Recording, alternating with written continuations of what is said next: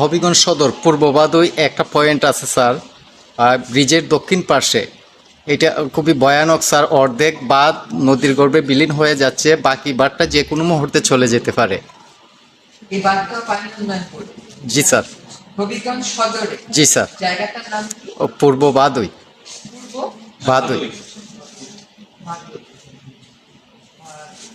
ওখানে অর্ধেকটা বাঁধ আপনি কি শুনেছেন? হ্যাঁ, আমি শুনেছি। ওখানে আমাদের কাজ চলমান আছে। হঠাৎ করে যেহেতু পানিটা চলে আসছে, এখন আপাতত কাজ একটু স্টপ আছে। যেহেতু পানির স্রোতটা বেশি, এখানে আমরা যদি জিরো বেড ডাম্পিং করি তাহলে জিরো বেডের জায়গা মতো করবে না।